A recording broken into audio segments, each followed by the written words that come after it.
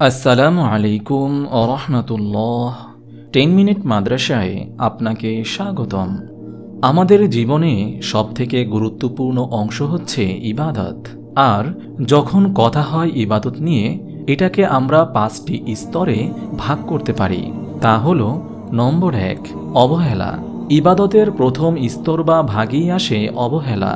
আমরা প্রতিনিয়ত আমাদের সাথে অবহেলা করে থাকি, নিজেকে ভুলের ভেতর ডুবিয়ে রাখি।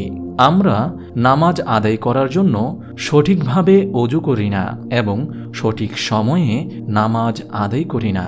নম্বর 2, ওয়াসওয়াসা বা প্ররোচনায় নিজের কাছে হেরে যাওয়া। এই দ্বিতীয় স্তরের মানুষেরা আপাতত দৃষ্টিতে সকল নিয়ম মেনেই ওযু করে এবং সময়মতো নামাজ আদায় করে, কিন্তু পক্ষান্তরে এরা নিজের সাথে যুদ্ধে হেরে যায়। বাইরে চিন্তা তাকে ঘিরে থাকে, নানা ধরনের প্ররোচনা তার ভিতর দিয়ে চলে যায় এবং সালাতকে ক্ষতিগ্রস্ত করে। নম্বর 3, সংগ্রাম। এর পরেই আসে তৃতীয় স্তর। আমরা যারা এই স্তরে অবস্থান করি তারা নামাজের বাহ্যিক সকল প্রয়োজনীয়তা পূর্ণ করি, যেমন সময়মতো নামাজ আদায় করা, ওযু করা এবং নিজের ভেতরকার নফসের প্ররোচনার বিরুদ্ধে যুদ্ধ করা। কিন্তু এখানে যেটা লক্ষণীয় তা হচ্ছে আমরা তখন শয়তানের বিরুদ্ধে যুদ্ধে লিপ্ত হয়ে যাই, যাতে আমাদের নামাজের ক্ষতি না হয়। সুতরাং দেখা যায় আমরা একই সাথে নামাজ আদায় করি এবং জিহাদ বা সংগ্রামটাও চালিয়ে যাই। নম্বর 4, নিবেদিত প্রাণ। চতুর্থটি হল, যখন আমরা প্রার্থনার জন্য উঠে দাঁড়াই তখন আমরা নামাজের সমস্ত প্রয়োজনীয়তা পূরণ করি এবং আমাদের হৃদয় পুরোপুরি মনোনিবেশ করি এবং সজাগ থাকি যাতে কোনো কিছুই বাদ না যায়।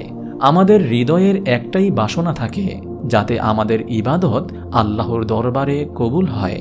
নম্বর 5, তনু মন সঁপে করি আল্লাহর ইবাদত। এবার আসা যাক পঞ্চম স্তরের মানুষদের কথা।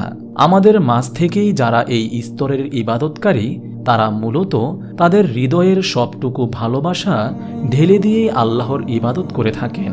তারা যখন ইবাদত করেন তারা অনুভব করেন যে মহান রব্বুল আলামিনের সামনেই আছেন তারা। কোনো ধরনের ওয়াসওয়াসা তাদেরকে নামাজে বিরক্ত করতে পারে না।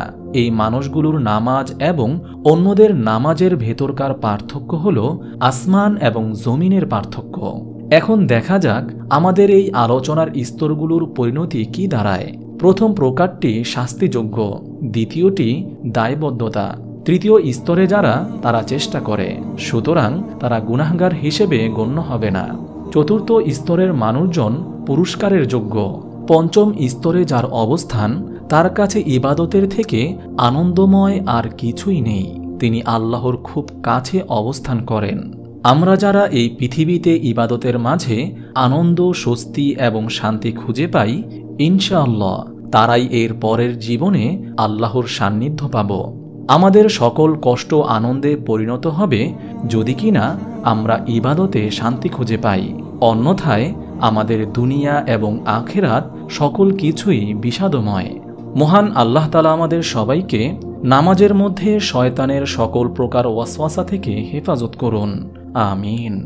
আপনি যদি এরকম ভিডিও আরও পেতে চান তাহলে এই চ্যানেলটি সাবস্ক্রাইব করে পাশে রাখা বেল আইকনটি অন করে দিন।